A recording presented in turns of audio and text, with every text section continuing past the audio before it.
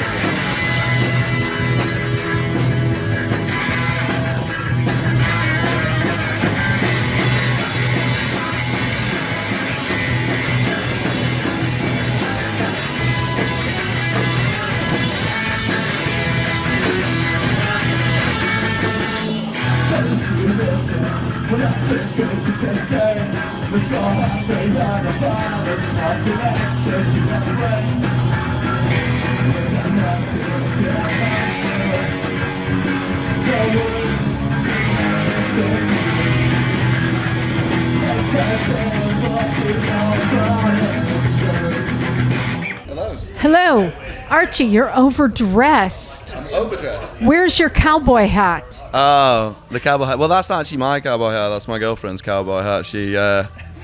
She was nice enough to loan it to me for a certain photo shoot, but alas, it's... Very provocative. You think so? Indeed. I mean, yeah, that's what I go for, I suppose. Forced Punk Rock Radar to say that the records come without handsome men. Yeah, I mean, you know. Are you planning on doing a similar shoot? Probably not. To be honest, I don't think I've got the chops that Archie has for that kind of material. What he means to say is the world's not ready for it. But That's it, yeah. Yeah. The fluffy pink cowboy hat Fluffy pink cowboy hat. and no clothes. He's testing No the water clothes. for his OnlyFans. That's my ambition. Yeah, CLAYFACE is actually just a pilot scheme, really. The true ambition is full frontal male nudity video shoot. Next shot will be Soft porn, classy porn, you know. no erections. Or maybe a little, you know. Yeah, a semi. I think technically it's not porn, so there's some kind of, I don't know, maybe I'm wrong. Anyway. Yeah. Anyway, yes. So you are releasing your first album. It's released. Yeah, our first. Just came out a couple days ago, yes? Well, you've been able to hear it online since like fucking April. We put it on Spotify on 1st of April, but there was quite a big lead time from the plant for the vinyl. So the vinyl has just been shipping out to people the last couple of days, but it's been available on Spotify for a couple of months. But Yeah, well, it's new to us. we wanted it to be out there for people to hear it for a set at Manchester Punk Festival, really. So we sort of like released it, kind of surprise. Well, we told people like a week in advance, ideally, so they could have heard it before we played, which I think worked quite well. Like a few people knew the words, which is weird. It'd been a long time since we'd released any music, hadn't it? You know, I hadn't been in the band since the release of the. Yeah. I joined the band after we released the last EP, so it'd been a long time since we released anything. But yeah, there was at least one person at MPF singing along, which was interesting because I thought you'd have had to listen to the album a lot to know the words by that point. But yeah. Yeah. And pretty impressive that they could actually make out what the words are as well. A few people have said they don't understand a word that I'm You're saying. pretty illegible. Well, that's it. I've been wondering, what actually does happen at Greenfield Skate Park? Absolutely nothing. It's the Greenfield Skate Park is kind of where we grew up. Like, you know, summers. That song's a very nostalgic song. It's kind of about, you know, kind of about growing up, and so it was a spot that we spent most of our summers, and yeah, very very little really, to be honest. Like, oh, sorry. Excuse us for this interruption while Archie gets a phone call. And while he says, sorry, I'm in a meeting. You know, it's priorities must. But yeah, Greenfield Skate Park, it just, I think that was a line that I heard someone say, well, like, big things happen at Greenfield Skate Park, and I was like... it was Jamie from Aerial Salad. He said it in our kitchen at Barmer really? Street. Yeah. That's how it works? Yeah. Okay, so yeah, Jamie from Aerial Salad is responsible for the title of that track. That doesn't surprise me. Jamie can do many weird things. He sure can, yeah. Yeah, speaking of nudity, that guy, he did a full music video with his cock out, right? I think. Really? Yeah. Yeah, nearly. Might have been blurred for the YouTube, but Kieran, who did our music video, shot that, and he said it was interesting. Yeah. Yeah. Do you have any plans to do such a video? I don't think so. I think the nudity thing's kind of been done. I mean, that photo was just a bit of fun, really. Yeah. You know. But it was very cute, to be honest. I'm glad you enjoyed it. Yeah. Oh, look. I'm Somebody is that the girlfriend? This is the owner of the cowboy hat. Hey, Lucy. I'm just doing an interview at the moment. Scott's vape's here. Should I bring it? Does he want it? Yeah, sure. You want your vape? No, it's all right. I'm gonna go leave buy it. some cigs. Lucy. He's on the hard stuff tonight. He's smoking tobacco. I was just checking. Like it's 1999. All right, I'll see you soon. Bye, Lucy. That's Lucy. And that is that the reason you now live in Manchester instead of Leeds? Kinda. I mean, like, obviously, I've been kind of wanting to. I mean, Scott still lives in Leeds. We lived together for quite a long period. Well, 2 years, I guess. Not more than 2 years, wasn't it? Was it? How long was it? I don't know. It was two. It's two. Oh, three. 3 years. Yeah, something like that. Time flies. I love Leeds. I've still got like kind of like our second home, I suppose. But yeah, I mean, I always kind of see myself coming back to Manchester. This is kind of where I'm from. Obviously, the punk scene here is really good, and with Incisions and you know, a lot of the stuff going on here, it just kind of made sense. But yeah, no hard feelings to Leeds. Leeds is a great city. But how do you feel about the football team there? Well, I know that Andy Giles is sat directly in front of me, so any kind of negative thing I could say about that would result in, you know, absolute character assassination and potential sabotage of our set tonight. So I'll say up the Leeds. Yeah, not a football person. I don't think. Wait a minute. So the two of us are talking about football, and neither one of us cares. Pretty much. Yeah. Yeah. Yeah. Who cares about them? Yeah. I don't know anyone who cares about football less than Archie, to be fair. You've now met me. I think I fly the flag for apathy towards football. It's yeah, overpaid men kicking a sack of. Exactly. Thank you. Towards distaste, for sure. Yeah, sure. Yeah. Overpaid men kicking a ball around a grassy knoll. Yeah, I get it. To some people, it gives them like a lot of enjoyment and a sense of community and stuff like that. I just don't really get it. I don't get it. I just don't get it. Any of the sports things, any of the countries, whatever their big sport is. Yeah. Don't get it.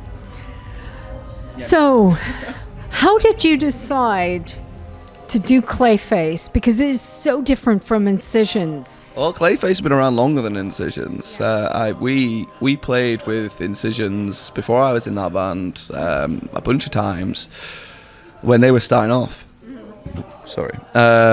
Yeah, we've been a band since I was 17. Yeah, like 10 years, which is crazy. That is. Yeah, we've been like on and off in terms of like how much we've been doing, like activity. Obviously, recently we've been doing a lot more. We've put out a record, the first record in 10 years of being a band, which really feels like kind of something we've built towards for a long time. Because there is some momentum now. Yeah, there was a period when you didn't really like do much running up to that time when kind of I was in Johnny West is Missing and we were playing with Incisions. Great and band, by the Aerial way. Salad Check out Scott's old band, Johnny West is Missing. And you know, kind of that period, you sort of got back up and going again, didn't you? And then, I think the thing with Clayface is we've kind of always been in this area where we've been a band so long, and just when we started this band, we didn't really have any ambition of like, you know, being a huge band. We were just kids in college who just practiced and ended up playing gigs, and the next thing happened. It was just kind of like, oh cool, we'll just see what happens. So we've never been like super ambitious, which might sound like we're lazy, but it's not actually. Like, you know, the fact that we're 10 years into being a band, we still love writing, playing, doing all that stuff.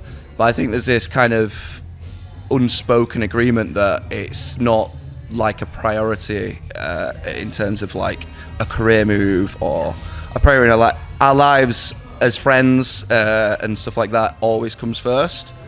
And we just make it work wherever we can. So yeah, that's the testament to being a band, I guess. Yeah. We have a bit of a problem with geography, don't we? We all live in kind of, we're quite spread apart. So Archie lives in Manchester, I live in Leeds, Purtle still lives in Oldham, back where we're from, and then Reese lives in Preston or now somewhere near Preston. So it's kind of, it'd be difficult for us to have a super heavy schedule, if you know what I mean. But we are thinking of doing a tour next year, like which will be exciting. We've never done like a full like week tour before, but I think we've kind of earned the the right to do that. Maybe maybe next year. We've got quite a lot coming up though this year. We've got like, you know, easily at least a gig every month, I think. Yeah, I think so. A lot of it's not confirmed yet, but stay tuned. Should be on the horizon pretty soon. And I will say, if you can see them, please do, because I've enjoyed every time I've seen you guys. Oh, thank you very much.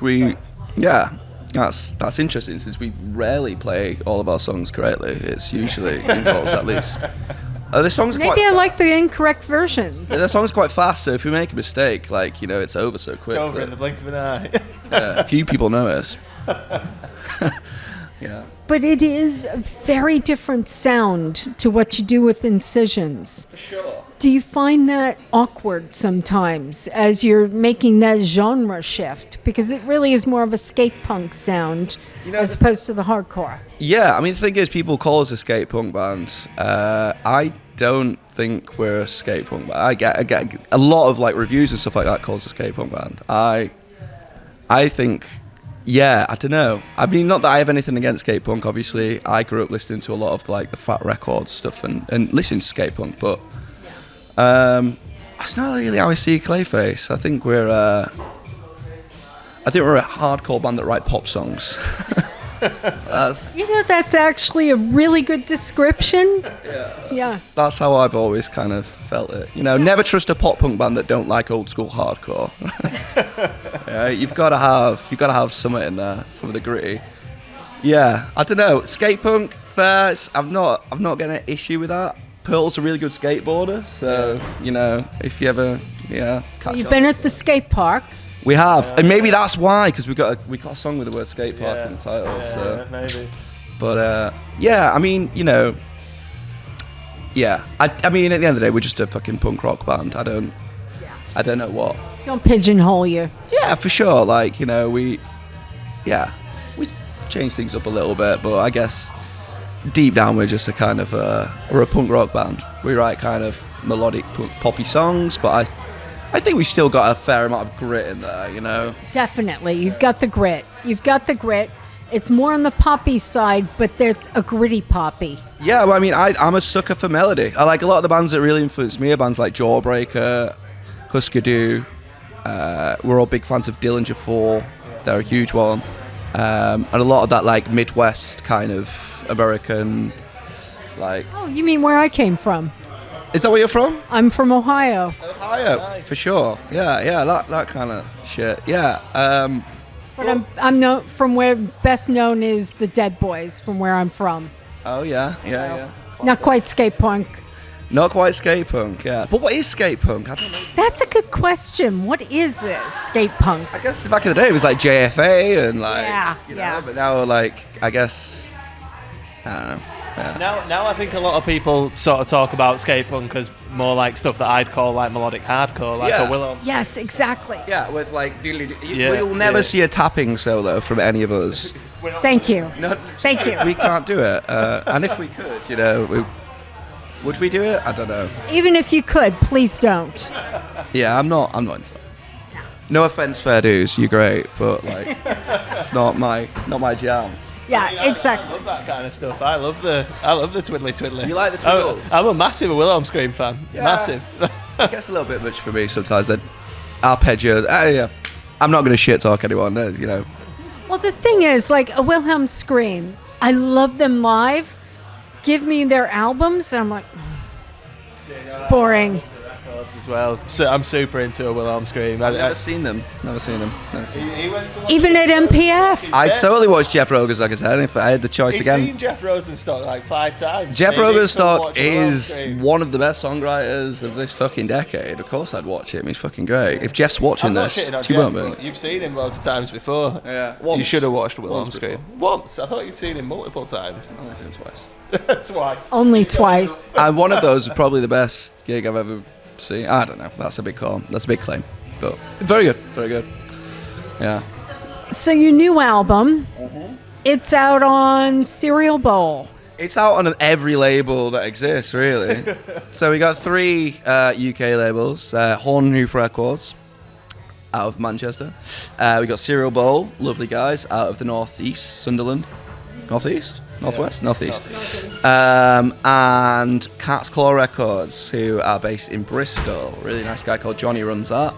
And then we've also got 2 non-international labels. So White Russian Records, who are a Dutch label, Yeah, Netherlands, I think. and a label called Punk Rock Radar from New York. So we've got some wax overseas, which is nice. Who knows? Maybe one day we'll go over there and play, but I don't see it happening anytime too soon. But yeah, any promoters that are watching in America or anywhere else, get in touch. Maybe we'll come. Yeah, if you have my accent, please get these guys over there. Yeah, for sure. I mean, like, you know, we'll take any opportunity that comes. We're not a lazy band. I think we have a reputation of being maybe like a little bit laggy, but I think, you know, it's like I said earlier, you know, we sort of prioritize other stuff. We've all got lives. We've all got loads of shit going on. And part of the reason we keep this band going for so long is that, so you get bands, for example, who fucking go hard and hard for like, and then they're only around for 4 years because they burn the fuck out, right? Because they do everything that they can. And no, not shit on those bands. Fucking fair play. Well done. But they burn out. But they burn out. We never burn out. We'll still be doing this when we're in our fucking 50s, 60s. Probably. Hope not. If we're not You dead. never know. If we live that long. But yeah, the reason behind that is because we're just like, cool. Does this work for us? Sweet. Maybe it does. Maybe it doesn't. We won't do it. And yeah, that's kind of our philosophy. Yeah. That's my philosophy on life, you know. Do it if it's fun. If it ain't fun, fuck it off, you know. Yeah. That's- Oh yeah, good philosophy actually.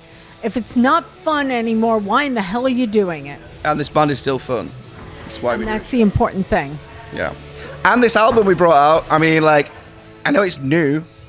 Some of these songs are, like, old. Like, we've been playing these songs a long We've been time. playing some of these songs a long time. Like, I think we've been playing some of these songs like 5 years.